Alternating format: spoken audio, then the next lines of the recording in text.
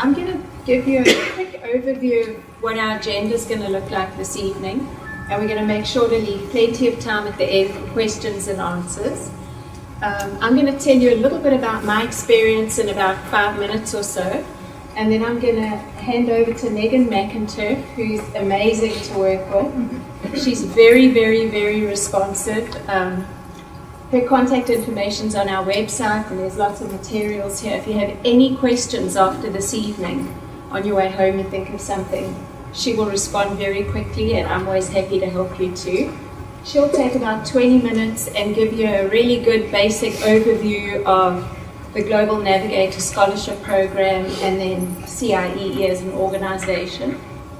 And then after that, I'm going to invite a panel we have here of students who traveled this past summer and one student who traveled this summer before, and 2 parents. They're going to come up here, and I've got a few questions that I'm going to ask them, and we'll get different responses based on their experiences, and then we'll open the panel up to your questions as well. You'll get the true nitty-gritty view of what happened in the summer from them. Just to give you a brief overview, the Global Navigator Scholarship is something that we first heard of and applied for here at Ragsdale late in 2015. So we had our first students who traveled, 16 students in the summer of 2016. And between them they got over $65,000. Our school was assigned, I think, 20 or 25. Yeah. So I'm telling you that because, you know, it's possible. They're very generous.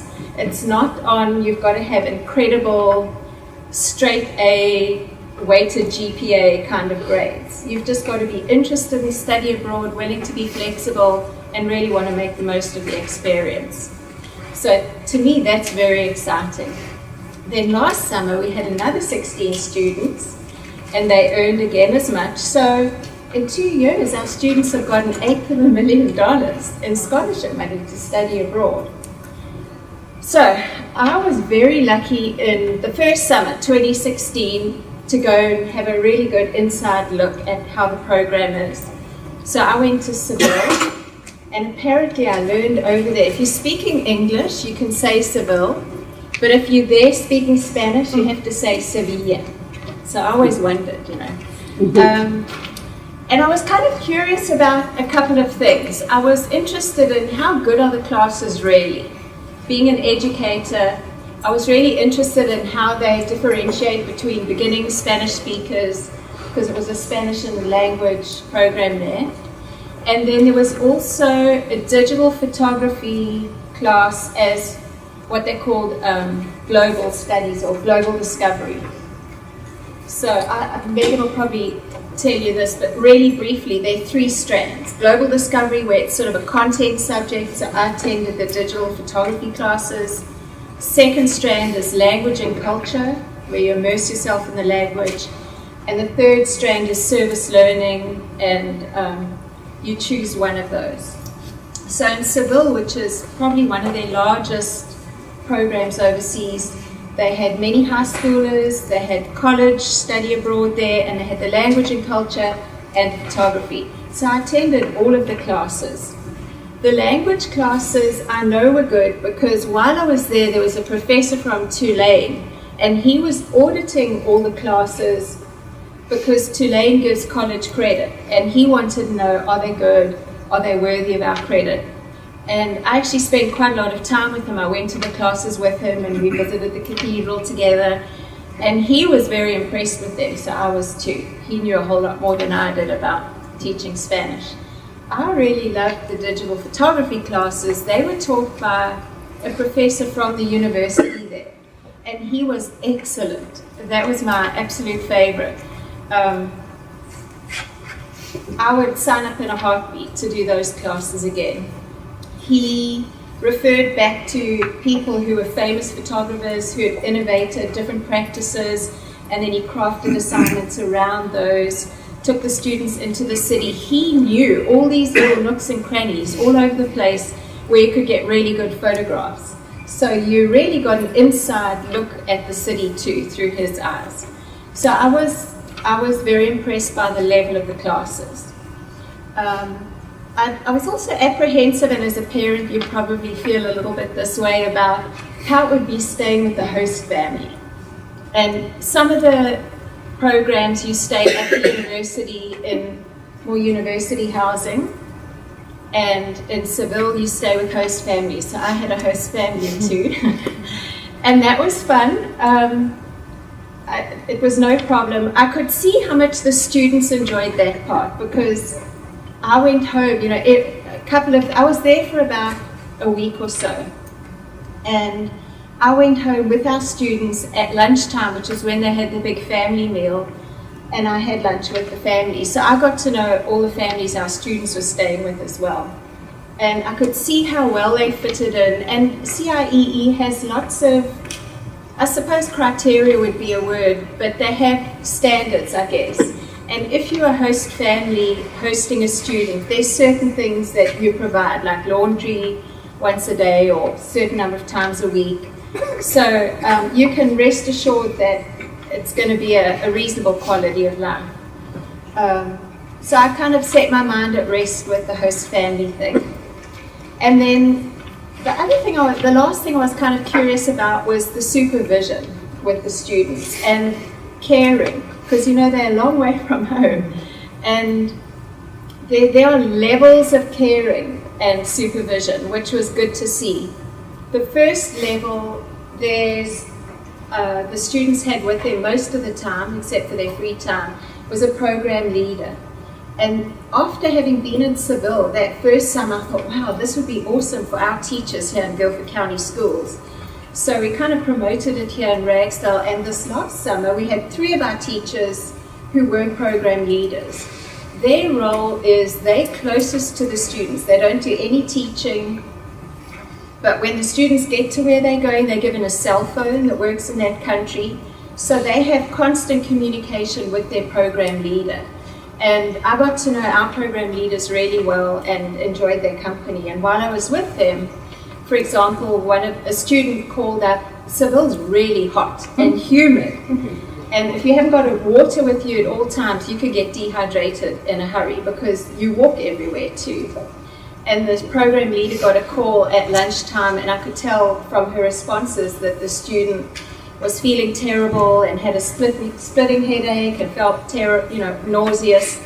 So her side of the conversation was, okay, I want you to stop right where you are, look around, get in some shade, get the first taxi you can see, and go home to your host family.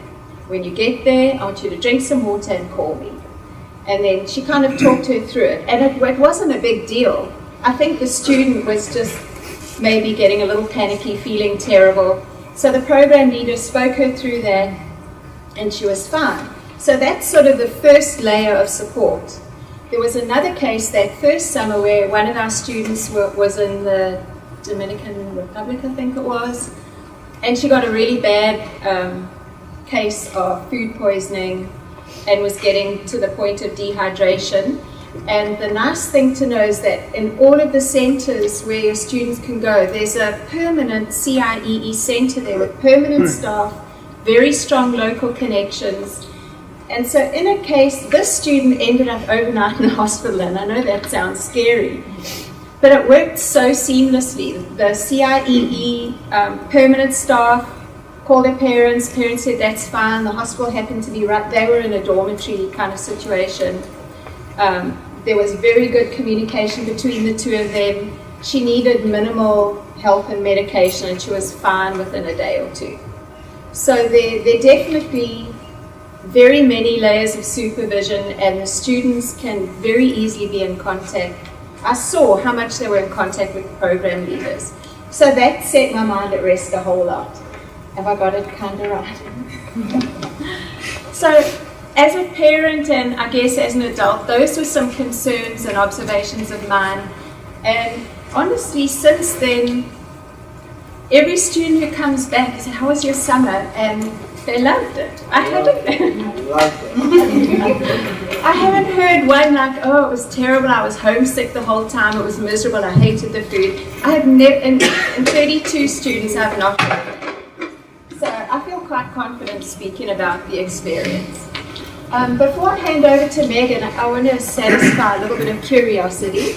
What schools are represented here? I can see there's some Ragsdale parents. Tracy Junior College. Okay, thank you. And who else? Northwest. Northwest. Western. Western.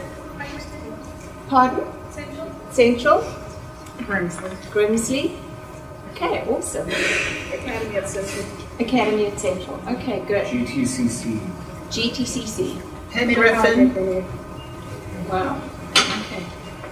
So I'm very happy anytime to talk about the experience. If you have questions, and I know Megan is too, and I'm going to hand it over to her now.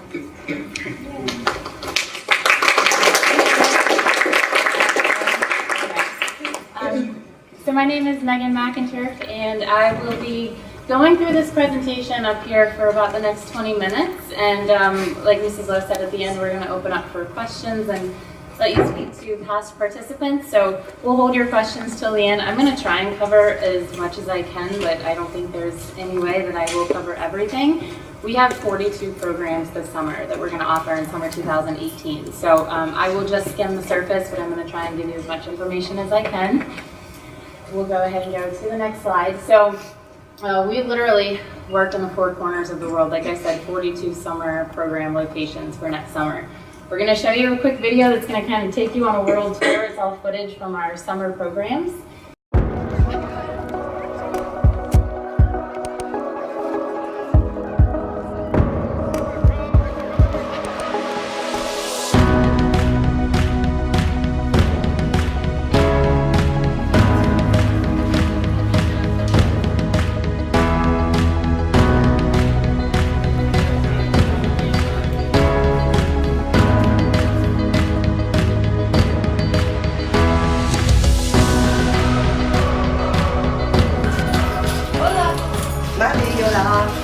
¿Qué tal?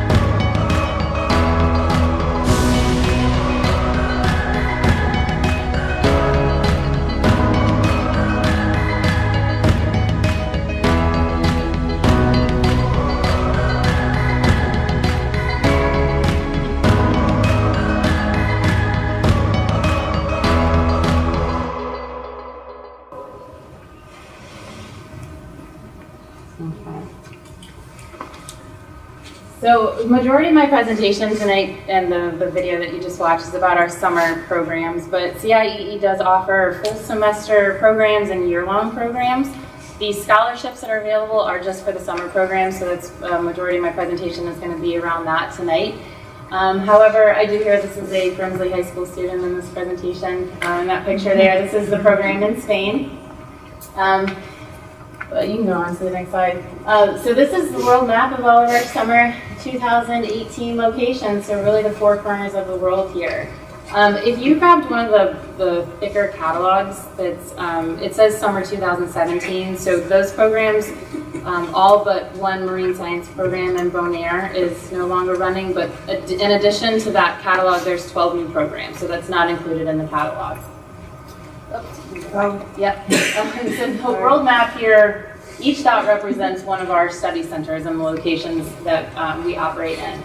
The orange dots represent all of the locations for language and culture programs. So we offer 7 different languages: Spanish, French, German, Italian, Japanese, Chinese, Arabic. I think I said 7. So in Spain alone, we have 4 different locations. We have Peru, Chile, a Spanish-speaking program in Mexico, 1 in Dominican Republic. We have 2 Chinese language programs in China, Japan. We have 1 program in Italy. The Arabic language program is in Morocco, and then a German language program in Berlin. The green dots that you see represent a little bit smaller in number, but they represent the service and leadership programs. So these are not language programs. They don't require that you have spoken the language or studied the language. they're more of an opportunity to get into community service and work with a local nonprofit. So these programs are a little bit shorter. They're 3 weeks long. Language and culture programs are 4 weeks long.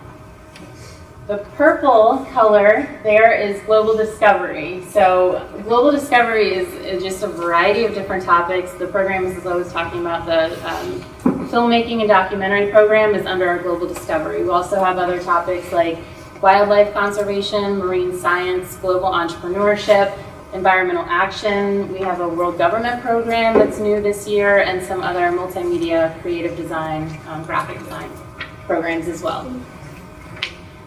So the next couple slides, I'll take you into a deeper look into each one of the programs. So starting with language and culture, and these are one of 7 languages. Again, the only requirement for language and culture programs is for Spanish and French. We do ask that you have at least 1 year studied the language, either in middle school or high school. And these programs are full immersion programs, so you do have the opportunity to live with a host family. And like we probably will hear tonight, and from other students that you met in Spain, this is one of their favorite parts of the entire program. So you're getting to live life like a local. Students wake up in the morning, have breakfast with their host family, go to class in the mornings. While they're in school, they have about 60 hours total of language area instruction over the course of the 4 weeks. So what that looks like Monday through Friday is class from about 9 to 12. About 2 hours of the day is spent in the classroom doing task-based, a lot of group work learning. And then the last hour of classroom time is spent into the community. So you get a task that you actually take out of the classroom, and you get to talk with locals and have real authentic conversation. No better way to learn than getting out of the classroom and actually practicing with locals. And then in the afternoons, well, after class, they typically will go back to their host family for lunch, just depending on distance or just really depending on the program. Afternoons are spent doing some kind of co-curricular activity. So that could be a pasta making class in Italy, it could be a salsa dancing lesson in Spain, even something like a kayaking trip or getting out to the beach at one of the coastal locations. So what students do is they take an online stamp test prior to going on a program. So we determine your current level of proficiency in the language, not based on how many years you've had in the classroom, but how you do on this online test. Then you're placed into a level for the program, and then at the end of the program as well, before going back home, you take another test so we can measure your increase in your proficiency based on speaking, writing, listening, and reading. Also, another bonus in these programs, they offer the option for 4 college credits. So the credits come from Tulane University, and it's only an additional $100, and it is just an option. Service and leadership programs, again, they're 3 weeks long, so language and culture programs are 4 weeks long. Service and leadership programs, not all, you don't stay with the host family with all locations. They're actually a good mix of host family or living in the university dorm by the study center.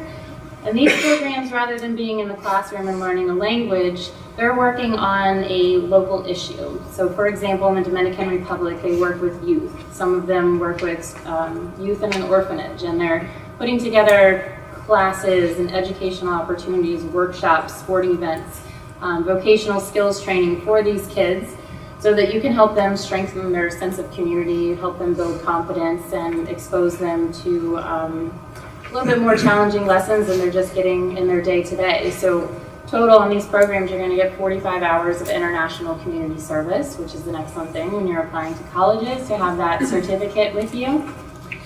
And then, of course, the other main goal of the program is for students to gain leadership skills and to really discover how they can make a difference when they work together, and kind of what that potential is that you have inside of you to be able to tap into that potential, and then hopefully do something when you come back home and find a local issue that you could work on here. The Global Discovery programs, a lot of different topics. Again, I can kind of just skim the surface. This program here in the picture is the marine science program. We have one in Portugal, in Lisbon, on the coast of Portugal, and then a small island called Palma off the coast of Spain. The other programs, Global Entrepreneurship in Berlin, in Dublin. The World Government Program is in Brussels. We have an Environmental Action Program in Beijing. We have a Creative Design Program in Czech Republic, Filmmaking Documentary Program in Argentina, in Spain. So lots of different opportunities. There's kind of a topic for everybody. And these programs are a mixture of in the classroom work and instruction, the majority of your learning is going to take place outside of the classroom, in the field. So if this program here, Marine Science Program, they're studying marine ecosystems and bottlenose dolphin populations, so they're actually getting out into the water and learning through observation with expert guides.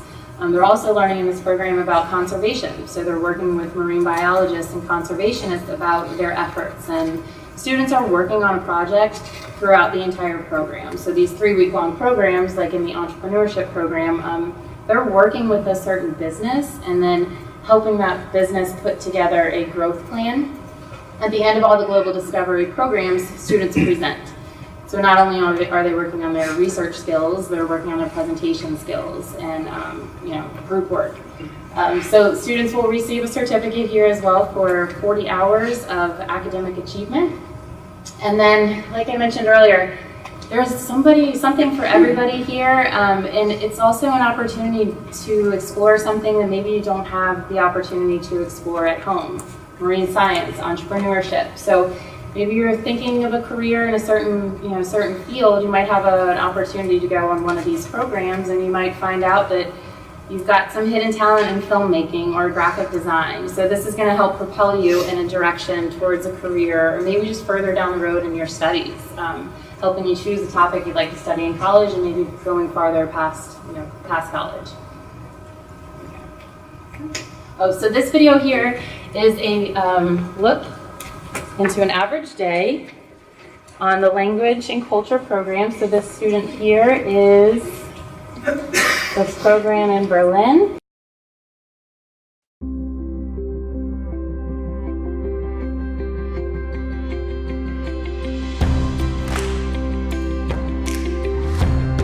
I'm Christian Steinhofer. I go to Oak Park and River Forest High School, and I've studied German for 3 years.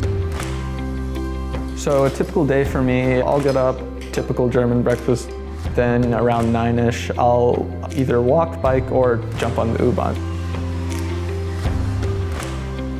I get to CIE usually around 9:15. Teaching quality here I think is really high. They place you in different classes relative to how much German you know. I think the biggest benefit of learning German here is really how much immersion you have and how much German you're hearing on a daily basis. You start thinking in German. Around 12, we learn what our Into the Community activity is. They give you some sort of task. It connects with whatever you learned about in German that day. They let us go out for lunch every day. We come back. Our program leaders will tell us what our activity is for the day. And it's usually something that give us a look into the famous stuff about Berlin. Berlin's just a really amazing city. Usually around 6, I get back home. My host family, they've been pretty awesome. CIE does the thing where they look at your interests and the family's interests and tries to give you a family that's into the same stuff you are. I'm able to speak in German with my family most of the time. It's really nice to be able to have family dinners and we all talk about our days. And then it's free time after dinner, so I watch soccer with my host brother, or we just sit around and goof off. Go to sleep, I don't know. It depends on how much I have to write in the journal that I've been keeping. Being able to remember a trip like this is probably really important. I think I would definitely recommend this to my friends, to look at things from a different perspective than just Midwestern American is a really neat experience.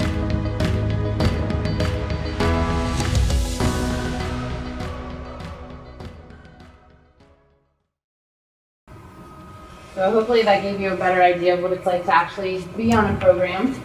I want to now get into CIEE as an organization, because I'm sure you're wondering what that stands for and who we are. It stands for the Council on International Educational Exchange, and this year CIEE celebrated their 70th anniversary of running international exchange programs for students. Every year we have 40,000 participants on one of our programs, so that's not only high school exchange programs, we do college study abroad, we do work exchange, intern abroad, and then teach abroad as well. So lots of opportunities for students to continue to study abroad and join our network of alumni. Every single location we have a high school summer abroad program, We already run a university abroad program, so that's actually 65 cities that we already work in. But in all of these locations, we already have a well-established study center and local staff on the ground. So the study center staff are actually the ones that are putting together the program and running the program. So our CIEE runs the entire program. We don't hand it off to, to somebody else when the students get in country. And the students are also chaperoned by the program leaders. So depending on the size of your program, you could have anywhere from 2 to 5 program leaders. So there's a ratio of about 1 program leader to 10 students.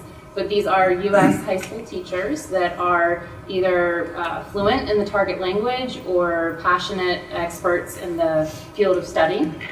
And then the host families. So these are host families that some of them we have been working with for years and years and years, sometimes up to 25 years.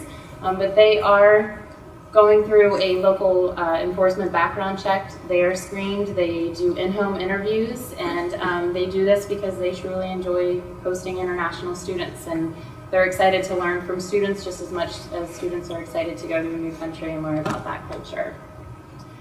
The program leaders are available 24/7 when students are in the country. Every student is given a cell phone or a local cell phone number so that they can get in touch with the program leaders at any time, as well as the CIEE staff in the country. And then we also have our headquarters up in Portland, Maine, where we have a 24/7 support department.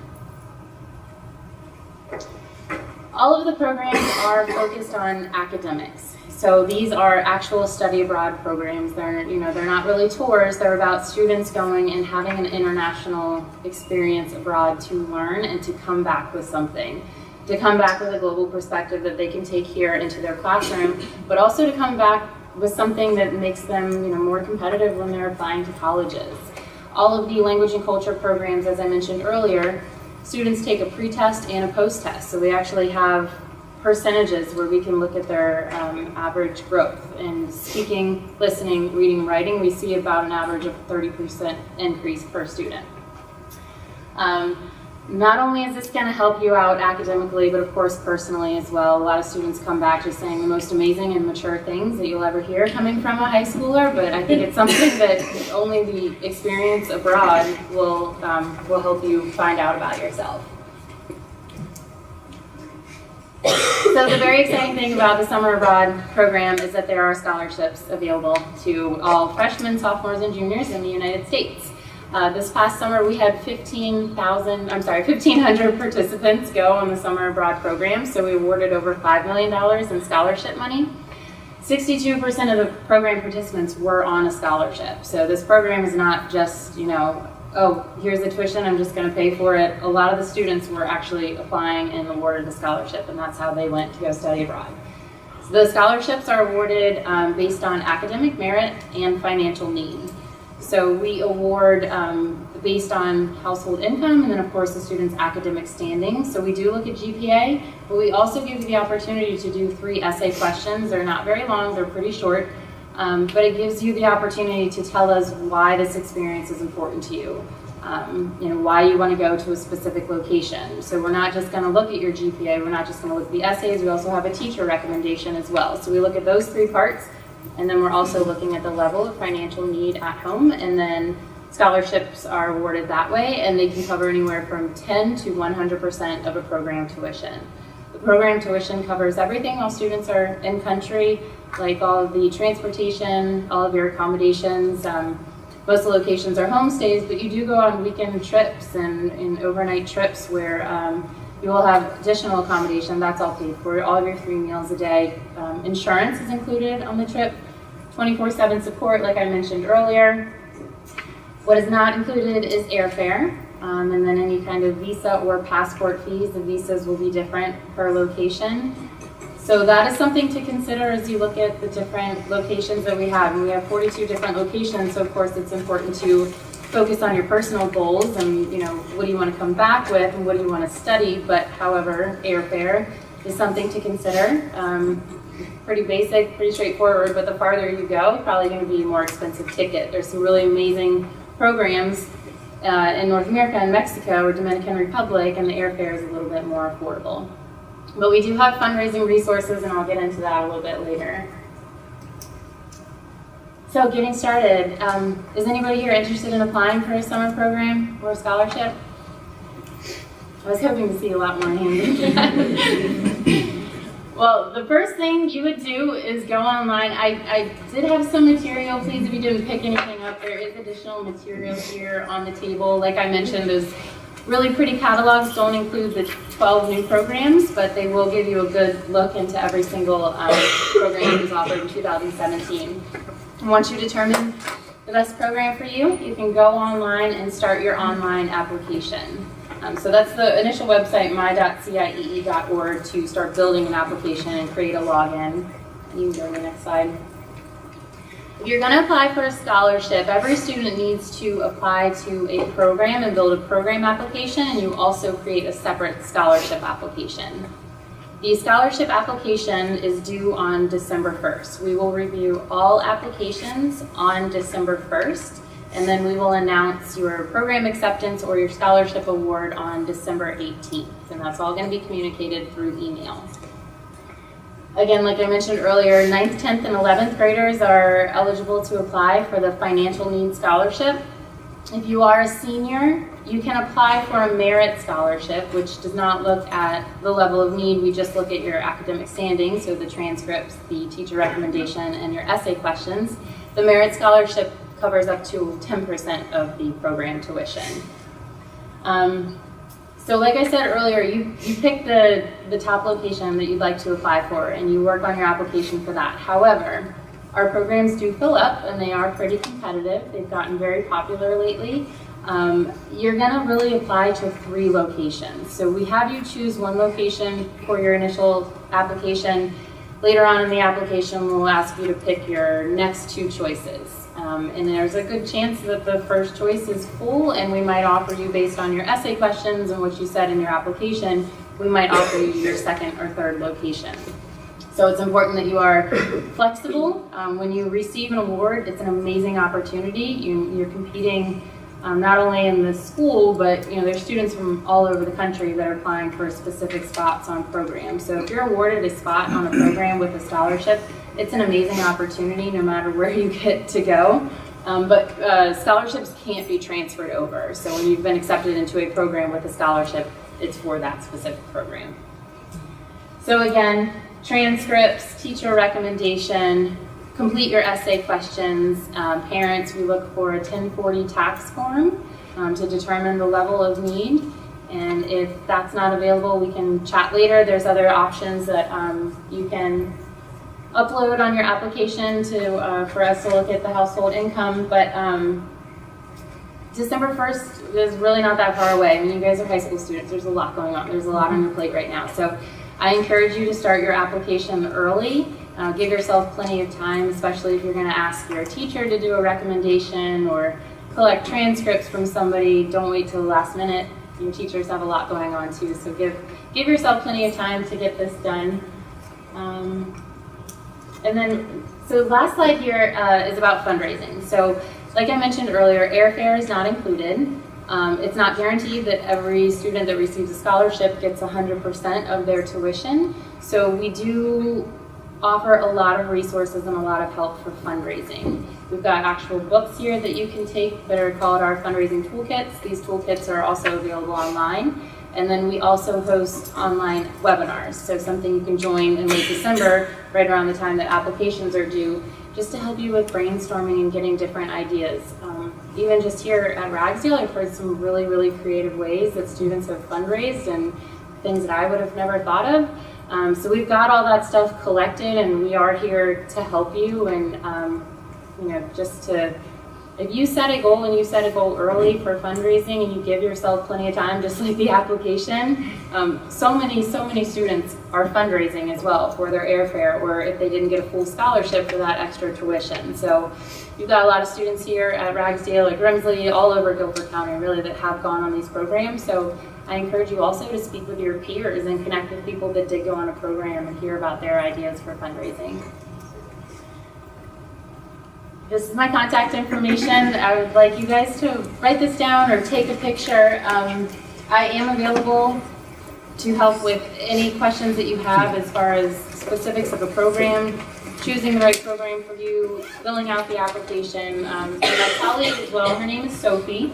Her and I are the representatives for the state of North Carolina, so we're here to answer your calls and to answer your emails and help you out with anything that you need.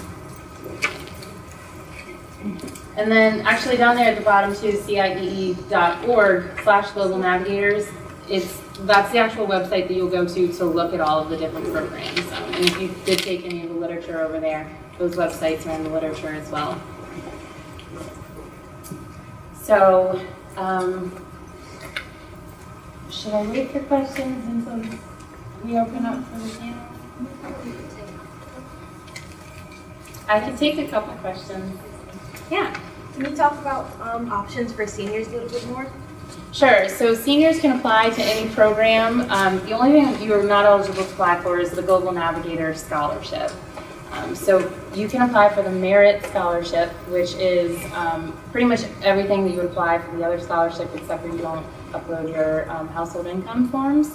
So it's still a teacher recommendation, your transcripts, and then the essay questions, and then that can cover up to 10% of a program tuition. Okay.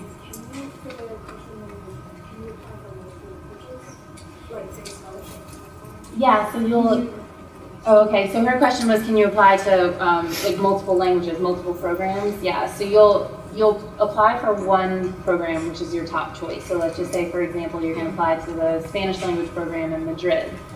In your application, you have the option to pick second and third choice, just in case. So you could continue to choose Spanish-speaking programs and in different locations, or you could open it up to something else. However, I will give you one recommendation. There is a preference given on scholarships towards language and culture programs. So if a scholarship is definitely something that you're looking for, then stay on the path of language and culture. So yeah.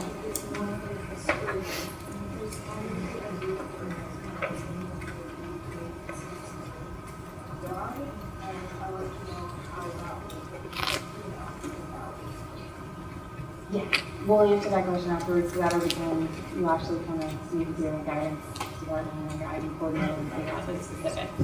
Thank you.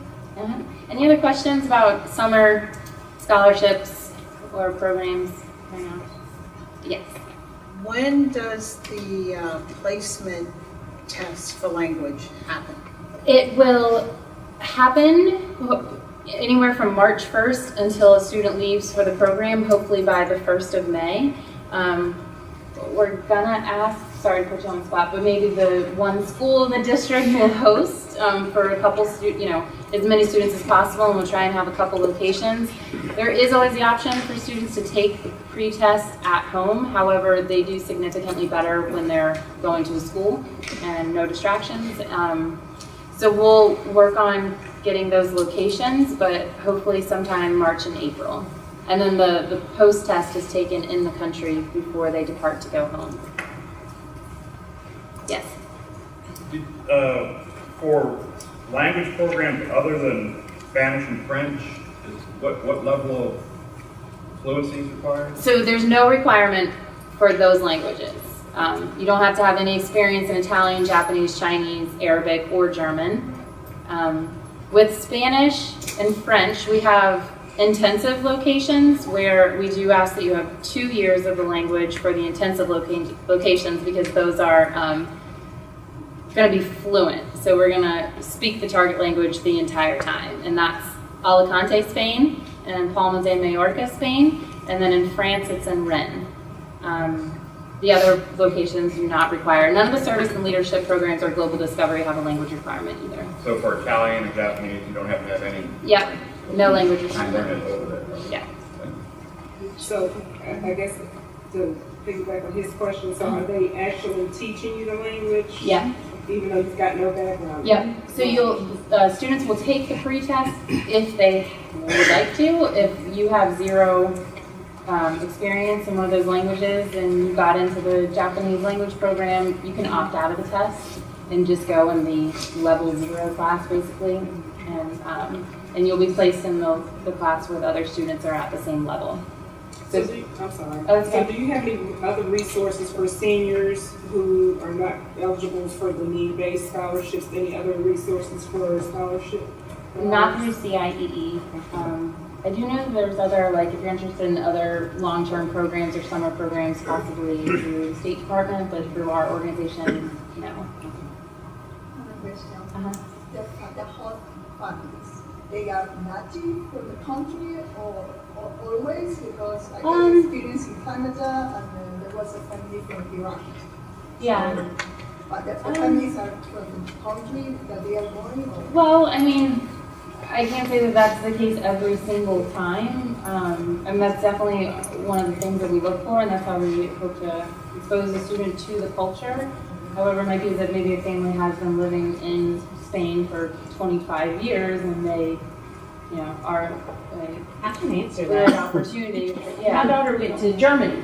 She went to Germany, and her host mom was Swiss, but her children were German. So she spoke German and French and Spanish as well. So she had a wonderful experience. So she got immersed in the culture.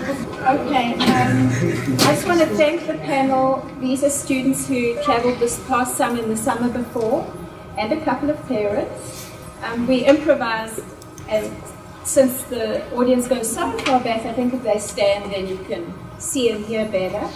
I'm going to ask them just to run down and say what their name is, their grade, where they went, what they studied, and this is a lot to remember. Maybe just one highlight or something that was great about it. Can I start with you, Anaya? Okay, thank you. Hi, I'm Anaya Whitfield. I'm in the 11th grade and I went to Seville, Spain, and I studied Spanish. And one of the highlights of my trip was kayaking. I never knew, I can't swim, so I was surprised that I would like kayaking so much. But I really did enjoy it. Good. Hi, my name is Flora Zhang. I went to Shanghai, China, and I studied Chinese. I'm a junior this year, so and my favorite, well, the highlight of my trip was the amount of freedom we had. It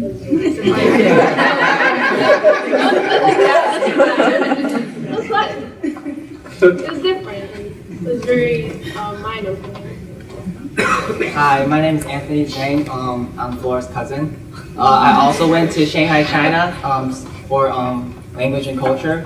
The highlight, I don't really have one because the whole trip was just so amazing and I just loved it. I can't pick one.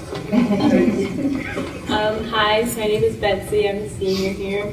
I went to Italy for language and culture, and my favorite part, I think, was my host family because they were just amazing and it was just really nice. Hi, my name is Monse. I went to Language and Culture in Ferrara, Italy as well. I'm a senior, and the highlight was probably just being friends with most of the people in my group and being able to explore the city on our own. Hi, I'm Bella Solosi. I'm also a senior, and I went to Italy as well for the Language and Culture program, and I think my favorite part was the host family. Hi, I'm a parent, not a student. I might want to be, I'm not. I'm Sally DeBay. My daughter, Sarah, went to Germany, Berlin. So go ahead. I'm Sarah today. I'm a junior here at Rexdale, and I went to Berlin, Germany for language and culture. My favorite part was definitely, like, I'm a big soccer fan, and so Germany's, like, really big on soccer, and so we went to the stadium. That was, like, amazing. And I also love my host family, especially my hostess. We made her, like, the best. I'm Cassidy Spratley. I'm a junior here. I went to Dublin, Ireland for the Global Entrepreneurship Program, and one of the highlights was probably learning how to river dance. So a quick question for the parents. Did you notice a difference before and after, or what were your observations? Perhaps start with you. She came back definitely more confident. You could tell that she's kind of a world traveler now, and you know, definitely experienced in flying and navigating airports. Very confident. I totally agree. She's a different person. She's more outgoing. a little bit more confident in herself, confident she can do it herself, travel herself. Studies are better, so she's got a path she wants to go on now. So What's that? she mentioned that she liked global studies, maybe in college. So that's the beginning of it. It may change, but the beginnings. We met as a group last Friday, I think it was, and I've got some questions here, and I'm going to throw them out, and then a couple of students are going to volunteer to answer the question. And then if you have a question, feel free to raise your hand and we can divert. And can you hear her okay at the very back there? Okay, so you've already, most of you talked about the aspect that stands out for you the most. But Anthony, you were talking a little more on Friday about how you felt that the experience changed you. Can you go into that a little more? Okay, so before I went to study abroad, I was very shy. I would stutter all the time in front of crowds. Like for me, I wouldn't be able to talk in front of you guys at all. And then my legs would be shaking. But I think after studying abroad, I feel so much more confident. Before, I was right here. Now I'm right here. Not up here. That would be just cocky. And I also feel more open. I can talk more about myself. I feel more mature. I'm very grateful for my parents for letting me go on to this study abroad. It was the best summer ever. And I feel more responsible. My parents gave me some money to spend in Shanghai. And I think I spent it very wisely, but they might think otherwise. But it was definitely a great experience. Thank you. Very well done. Okay, here's a question for you, for the students. What was a typical day during your week? Who wants to go first on that one? Go ahead. So I would get up in the morning, have breakfast with my host sister, since my host mom went to work in the morning. And so we would eat together before she went to school. She was at the university in Berlin. And so we would eat together, and then I would leave. I would take a bus to the U-Bahn station. Then I would take the U-Bahn to one stop before I really had to get off, and I would walk to the school because everything was walkable because it was so nice in Germany. I was really surprised by the weather. And then I would wait in the commons area, the lounge room with all my friends, and then I would go to class. And then I would get up after we did class. I would get out, and then we would go to a little lunch hall, but not really lunch hall, it was a little market down the street from the school, and we would eat there. We'd come back, go on a little program excursion with our program leader, and then I would spend some time with my friends before I had to go home, and then I would go home and sleep, talk with my host family. Really. Okay. Do we have one more day? So every morning I would wake up around 8-ish. 7-ish, depending on how I'm feeling. And then I would eat breakfast. Sometimes it's with my host sister, but during the beginning of my program, she had school, but she was off.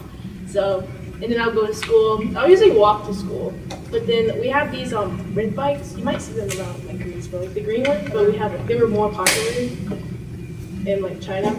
So I would take one of those, and then I would bike to school, and then I'll have 2 hours of class, and then at 12 we would go eat lunch for an hour and a half, and then we have 45 minutes of interacting with locals. That was really fun. It was nice. And then after that, we would either go to a museum or we'd learn calligraphy, Tai Chi, just stuff. And then after that, I would go with my friends, or I'd go home, eat dinner with my host family. Okay. How about the weekend? Because then you were more with your host families and less doing all of your classes. So how about two different people on what some of your weekend activities were? Anaya? Well, in Spain, most of the time we were on excursions. And so the excursions are one of our excursions we went to Granada, which is the most beautiful place I've ever seen in my life. And that's where you stay the whole weekend. And then one weekend we went to the beach. And like throughout the weekend, we're still like interacting with locals and learning Spanish, but you don't really know it. And so like you're unknowingly like picking up phrases. It was just really nice, but that's how we spent it. So for me, every weekend it's all about exploring. Shanghai City is huge, and like you can just explore 24/7 all day. So my host family would just like, they would take, sometimes I would go by myself, sometimes they'll take me, and then they'll just take me to all the beautiful places in Shanghai. There's this place called the Bund, there's a river, and there's like so many buildings, tall tower, Shanghai towers. There's this Pearl Harbor, no, not Pearl Harbor, sorry.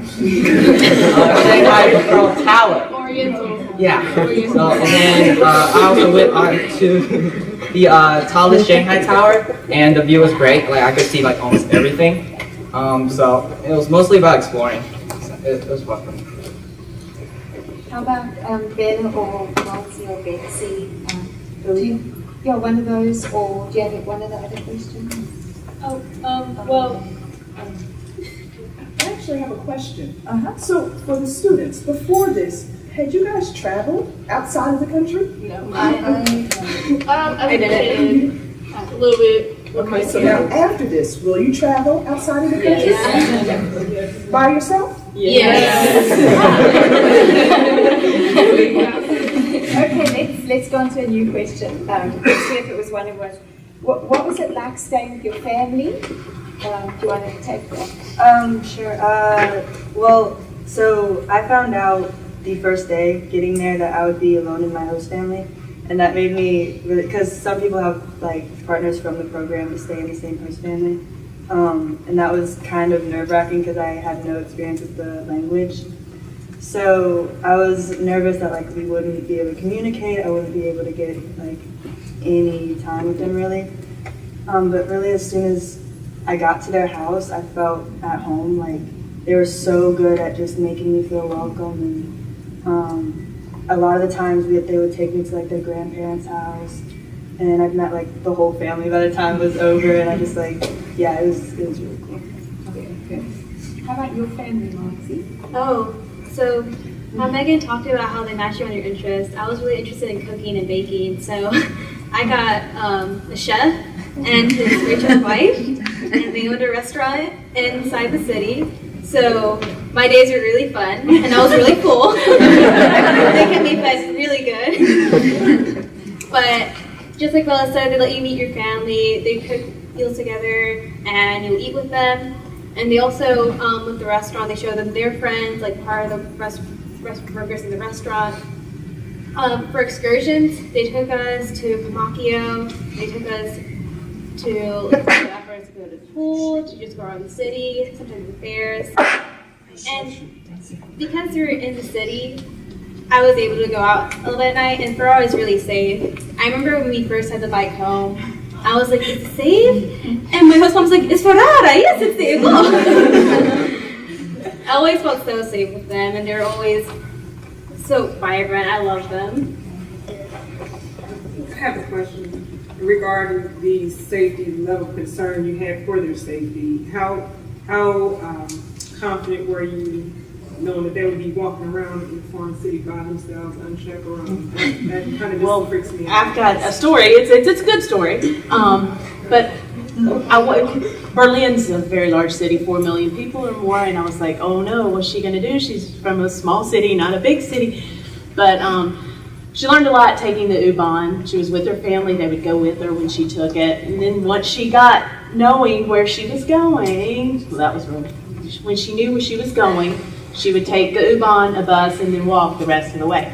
And she said, to her, the Germans follow the rules. They're very nice. She said, that's what you were telling me. And it was, my mom and dad had a German exchange student too, so I knew a little bit about the culture and what the people were like too. But yeah, I was worried about her being by herself. She wasn't with another person, but the host family was great, and my worries were put to ease. Okay, you elaborate. I'll share an embarrassing story. So I got lost on my first day. Like, obviously, it's gonna happen sometimes. So I called my program leader, as they, like what you were saying, they with you 24/7. They have you mapped out where you live. So one of your programs will say, like, this is where you live. They'll give you directions and stuff. And your host family's supposed to walk through it with you. And so they did. And I called my program leader. Obviously, I was a little frazzled because, you know, like, I don't know how to speak German. How am I gonna do this? And she was like, okay, just calm down. I know where you're at right now. We're just gonna walk home and we'll be fine. And then I got home and it was good. And then I didn't go out again. And she told us about it. And there was the CIE number that you could call. You said the support. And so I was like, oh no, I need to call the number and see if it's okay. And they got back to me. They were great. They put all my questions to ease. You know, they're like, is there anything you can tell us about your child that we need to know? You know, would she be okay in a situation? And she was. It was all good. It really was. And they were there to support us. To parents, they were, because I called another time too. And then at the end, her flight was canceled. Home, totally. Nothing flew out of Berlin. It seemed like that day. And they stayed overnight in the dorms. Several of them were unable to get out that night. So they let them stay overnight in the dorms, and then she was out the next day. But I had to change flights with Delta, and that worked out really well. They were great with us. They got her home. Different route, but it worked out. So. And I was impressed by CIE. I really was. They were there. They talked to me. They would answer any questions that I had. How about you, Mrs. Franklin? What were your concerns? My only concern really was like the flight there and back. You know, I was the parent watching the flight, making sure that it's making it across the ocean. But otherwise, I was very confident. Part of it is that my daughter is so tall, and I know that, you know, there's a little bit of safety in that. But she didn't stay with the host family. She stayed at the dorm. And they seemed to have just an amazing time. They got to explore Dublin. They got to explore the coastal town that they went to. And I wasn't worried about any of that while we were there. So we talked over Facebook Messenger at night, video chat, and, you know, it was okay. Okay, I'm going to ask Betsy, and you can pass if you want to. But the one thing we haven't talked about is how you managed your money, and did you take foreign currency or debit cards or credit cards, or how did that all work for you? Well, I usually mostly used foreign money. Like, I took a debit card just in case I ran out, but I mean, I don't think we're gonna run out. We ate lunch in Italy at the school, so we didn't really have to pay for our lunch. We could eat out for dinner if we wanted to, but usually you would want to stay with your host family. It was just because you would want to spend more time with them. But honestly, I just had this tracker on my phone. It's just a budget tracker, and you put the amount of money you have, and then it'll just tell you how much you need to spend every day to have enough left at the end. It wasn't really that hard to save money. I mean, you wouldn't want to just go out and spend it.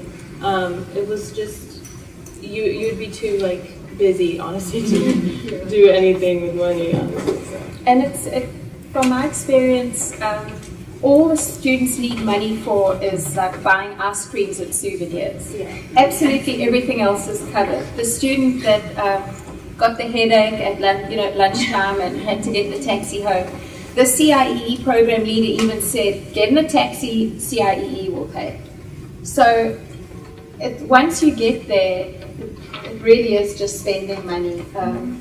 Most of our students seem to take some foreign currency, and then most of them had a credit card or a debit card for backup. I've traveled quite a lot internationally, but in Madrid, I went there too because we had some students in Madrid. And in Spain, the taxis only take cash. And I had a debit card, and the machine ate my debit card. The program leader even saved me because I had some dollars, so she gave me some Spanish money. I've forgotten what it was now, but I mean, you never know what's going to happen. So those program leaders are a very comforting layer to have there. Okay, students. How about if we open it up to you now, because yes. Yeah, I just wanted to know, prior to you guys getting the exchange program, were you self-encouraged, or how did you get into the program, or how did you hear about it prior to you going? Or did your parents encourage you, or you just kind of something you wanted to do on your own? Well, Momsy went first, like for the first year that we did this, and so I heard it from her, and I was interested after I heard it from her because she talked so well about it, and so after that I just got my mom interested in it as well, and then I went. For me, it was rock process over the announcements, and my friends were talking about it, and I thought, that's not for me. I had really high social anxiety at the time, but then I was thinking, I'm not going to get this opportunity ever again, and so I went for it, and I never had any regrets about it. Ever since then, I've never been scared to talk to a person. I've had so many friends on the group, and I never forgot about the experience. My parents, well, they're like, would you be okay going alone? And you kind of have to build up to like, yeah, I'll be okay going alone. I know how to handle things. I know how to solve problems. And students can connect locally with other travelers, and then they meet at airports and they travel together with the program leaders. So it's not necessary to ever do anything on your own, even though I know it feels like you. I think, and I'm very proud of them, I think they're very, very brave parents. I think they're so brave. So there was, on my trip, the majority of us were actually from North Carolina, which is weird. There's like 6 of us in total from North Carolina. And we all met up at JFK together, we flew together, and they're some of my really good friends now, and they live like in Charlotte or in Asheboro, is the closest one to me, in Asheville. And so, yeah, so we can all go meet up and hang out, and you'll meet friends for a lifetime, honestly. I still talk to half of the group today. We all have a big group chat and stuff, so don't be scared that you're not going to make friends if that's what you're worried about. Yeah. So when are you actually traveling? Is it June, July, what? Is it different There are 2 times? sessions. There's an early session that starts around June the 10th, and then the second session starts when June 8th? July 8th. Oh, sorry. July 8th. And both of them go for either 3 or 4 weeks. One question at the back. Do you all have gap year programs? Yes. What? Yeah. Gap year programs. Oh, okay. Yeah, CIE does gap year programs. We can't find the system you asked that, but yeah. What is gap year program? Gap year is after high school, before going into college. A lot of colleges will let you defer acceptance to do a gap year, and it could be a language program or a service program or an internship abroad. And so we have different programs that we do in different locations around the world. Service program, language program, And internships. and internship. Mm-hmm. And what most of them is? The summer, high school summer. Okay. Yeah. So they mostly was language. Yeah, it sounds like it, except for global entrepreneurship. Yeah. So she was business. What's the difference between language and business? Yeah, so they were actually studying the classroom, aligned with a classroom you would here studying a language, and you were doing more the outside field work. You can talk about it if you'd like. Yeah. So we actually did have classes about entrepreneurship and how to start that up. But most of the day we actually spent out in the city looking at local businesses, seeing how they run and operate. So That's kind of cool. This was in English, right? No, she was global entrepreneurship. It was from Ireland. So you went to the Ireland. language was English. Oh, yeah. But you can do it in different language, correct? Well, then Different locations, but they're all taught in English. So there's a global entrepreneurship program in Berlin, in Germany, but there's no German language requirement or anything, and all the classes are taught by local German professionals in that area, but they speak English. But we teach English. I was amazed. She picked up German fast. I was amazed. We had a question at the back, and then I see the whirlies over there. Was there a question at the back? Okay, go ahead. So when you're taking classes, are you taking classes with other study abroad students or local high school? Okay, so for me, there was one day where we get to meet students from that country, and we just hang out, talk to each other, share our experiences, and personal interest. Like there was people there who love rap music, and they're like, so that's one thing. And then, so people like in most of the classes, there were people from the United States, from other states, who the same in high school, same grade level. There's like one senior, a few seniors, some juniors, freshmen, sophomores. Okay, and they're like people from California, people from Nevada. Okay, yeah. People from Rhode Island, Maryland, North Carolina. So they were study abroad students? Yes, they were. Yeah. In Italy, it was more of the same classroom every day. So you'd ride your bike to school, and then it was like from 9:30 to 12:30, I think. But we had interns from Italy, so they were like high school students, Italian high school students that would like be in our classrooms and help us out. Yeah, mine was basically so like we were, you know how she said like you're based on your language. So like all of us were at the same level, and we had a German teacher who spoke English too, but like the whole entire class was in German. It doesn't matter like if you're like 0 or you're like advanced, it's gonna be in German, but you can ask questions in English and their answer. It was really helpful because like the only way you're gonna really learn is if you like constantly are speaking it, and like from the day that I got there, I didn't know anything. Now I could get by with a conversation, asking for directions or ordering food. So like it was really, really fun. And you practice that. Like don't make you, like on an excursion, don't make you say, you have to say this to a person, and you have to get a response, and then you'll kind of respond, because interacting with locals is really cool. In Italy, we had 3 different sections of like levels. So we had 3 separate classes in the school. So I was in the lowest level, and it was pretty much all English towards like the second week she started speaking all Italian in class, but none of us really understood. So she would translate most of it, and by the end we also learned a lot, but yeah, it was different. And I'll just add one thing. I was mentioning earlier the college credits, and you receive a grade not based on the pre-test and the post-test. That's more like for your personal, whatever you want to come back and share with your high school and show them your test results. But students get their grade on the program based on participation and the group projects and the tasks. And when you're doing the into the community activity and you're tasked with speaking with locals and things like that, it's about your participation and your engagement. And so you get a grade based on that and what goes on in the classroom, not just the test scores. I'd like to say something for the parents too that I love about CIEE that they did was that there was a blog that was going the whole time that Cassidy was in Ireland. So because we know that teenagers are very communicative, this made it much more, rather than like pulling teeth about, oh, what'd you do all day? So that, you know, there were videos when they learned Irish dancing and different things about the projects that they were working on, the excursions that they went on. And I thought that that was just wonderful, wonderful for us, because then we can share that link with all of our family, like, hey, this is what Cassidy's doing. And I thought that was one of the best things about it. Yeah, and the blogs done by the program leaders, and the ratio is 1 to 10. So you probably saw Cassidy in a lot of the photographs and videos. You'll see your student on the blog. You really will know what's going on. I know that you're all at the point sort of where you're thinking about applying. And I remember telling Monzi's group, she was one of our pioneers in 2016.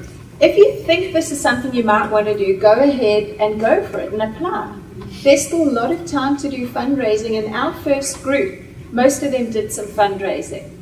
And they were very creative. And we would get together on Friday afternoons in my office and we'd share ideas and how we were fundraising.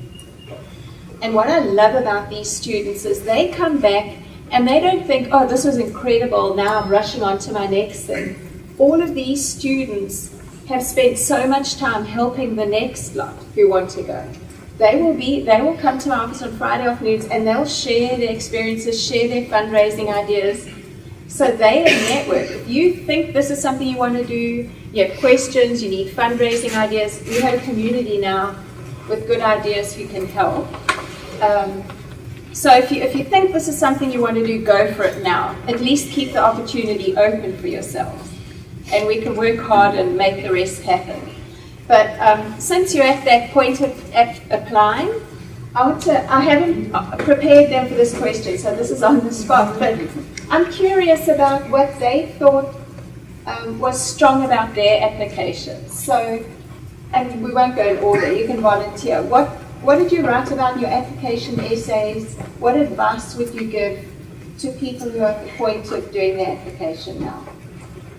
I mean, if you do like school activities such as like sports or like you're in clubs, like I was in peer tutoring and I played soccer here at Ragsdale, and then so like I wrote about that, how like you have to be a leader in that situation, like you know you're tutoring somebody with peer tutoring, so you're being an active leader, playing soccer.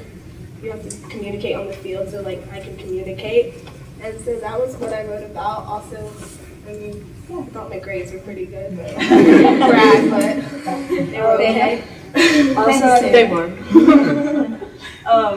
Also, I think I remember like being told they really look for openness to traveling and just the whole experience. So if you can highlight that in your essays, like your eagerness to go and all of that. So I think I did that too. Go ahead, Anthony. Okay. I think you should definitely be patient. So it takes time to apply, but it's very easy, and they take you step by step. So it's really easy, and it's just definitely worth it. But be patient. For me, it was really spelling out my passions. I knew I wanted to travel because I met a lot of people around the world, and I knew I wanted to learn more languages, learn more about the world. Because at the time I knew 3, and I was learning another one. I was like, well, let's try for another one. But also being open about yourself too, and recognizing that you can learn a bit more about yourself. Like I said before, I had social anxiety. I didn't know who I was in a friend group, and my need to make more friends and really find who I am really helped me in my essay.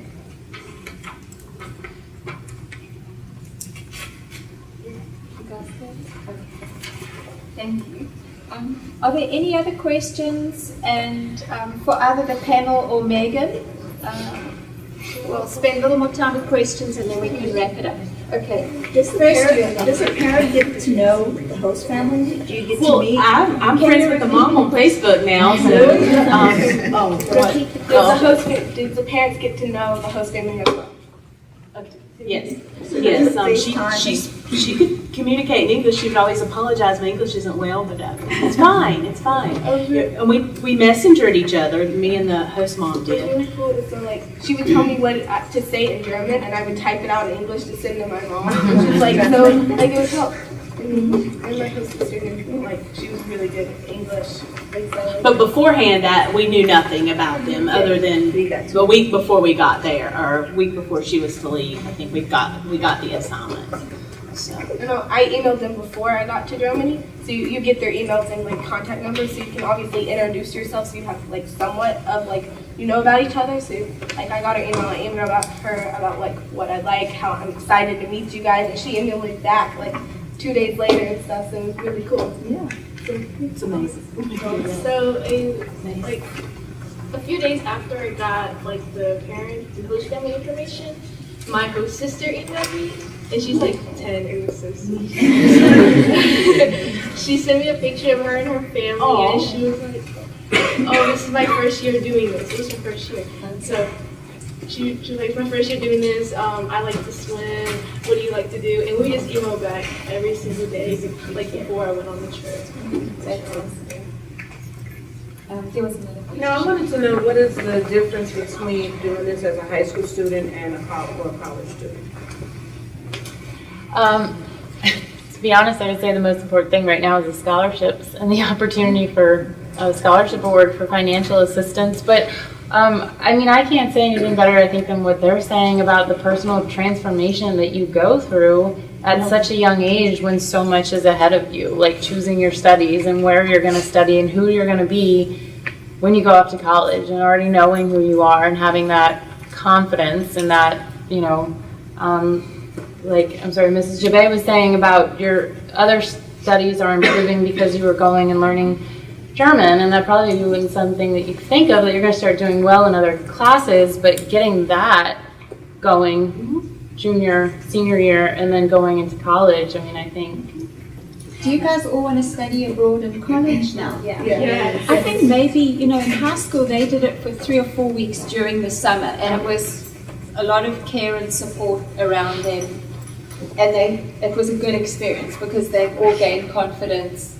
So I could see that it's a nice step. What if you talked about a gateway program? Yeah. So if you can do it in high school and get a scholarship, why not? And then when you're in college, you can pursue it into longer studies, maybe a semester study abroad. Sorry, sorry. I was just wondering, I know it's short period of time, only 3 weeks or maybe 4, I don't know. But do you have contact with your guest family, particularly your guest sister or brother, and his potential to evolve? Are you thinking about inviting them to visit you? Like my sister and did this for a long time, and they always come back and visit their students in like the U.S. And so they told us, my sister was really obsessed with One Tree Hill, and I told her, and it's like here in North Carolina, and I told her if you come to North Carolina, we'll take you there, and she'll do other stuff. Like we Snapchat each other every day. They had been to New York before, so but as soon as she was leaving, they had another student that was going to come and stay with them too, and one came to was visiting while she was there. She met her too, so. So was the question about contact with your, do anybody else want to answer that one? You go. Okay, so I had a friend, he's from Providence, like Rhode Island. So last year he went to Nanjing, China, and he stayed in the host family there as well. And then like the past summer he went to Shanghai, China. And right after the week ended, like the 4 weeks ended, he took a train to Nanjing and he visited his old host family and stayed at their home for like a whole week, and they were really welcoming. And that's like, he stayed in touch for the whole year. Oh, so there's actually an app. I don't know how many people know about it, or there's a few apps, but the one I use is WhatsApp, and it helps with international communication. It's free if you have Wi-Fi, and I use that to keep in touch with my host family. So do the host families do this all the time? A lot of them do, yeah. My host family, it was their first year. Mine too. Mine was like, they've done a lot. And I know they go through a rigorous process to, be a host family and to provide for them too. Yeah, like on their fridge, they had like all their little host children that they had on their fridge, and like my little picture was up there at the end, and it was like, oh, so cute. Yeah, that's something. Travel with a picture of them for your friends. I gave them sometimes your family might want to see them, or yeah. A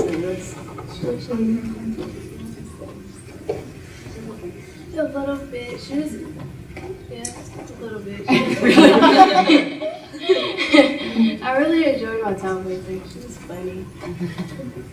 It's not just the host family you keep in contact with. You get in contact with the friends you make there. I'm still in contact with my teacher, the teacher that taught me Chinese there, and we still talk to each other. And we have like this group chat for my classroom, and then we all just get on one night and then just start talking to this, like ask how you are doing, and then like what's it like in China right now, and stuff like that. So you definitely still keep in contact. I know you had mentioned something earlier about a student that got sick. What was the process as far as the treatment and the insurance paying for treatment? And I mean, if a student had to go to a hospital, is that covered in the tuition expense, or is that something you have to have extra insurance to cover? It's covered, but Megan will know all the official. Yeah, it's CIEE. We actually have our own insurance company in-house, and so you just file. Our company is called iNext, and it is included in the tuition. And you basically just file. We, do the claims process and everything. It is included.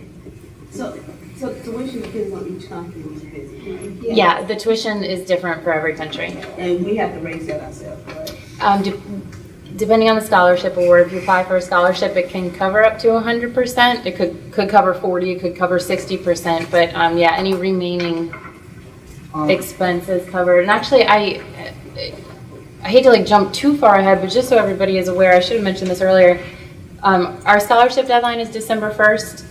December 18th is when we notify students and families about scholarship award amounts. You have about 2 weeks turnaround time that we need to know if you're going to accept or decline your scholarship award. So just submitting an application doesn't, commit you to anything. You still have that time. December 18th, it's right before school gets out. It's about 2 weeks later to discuss it as a family, to start looking at prices. If you have remaining tuition that you owe, start discussing it, and then you let us know by a cutoff date. I think it's going to be around January 8th or 9th this year.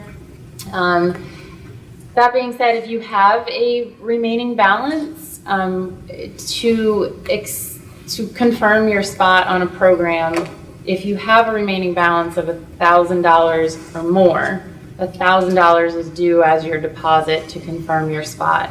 And then any remaining portion of the tuition that isn't covered, if that's even the case, would be due by April 15th.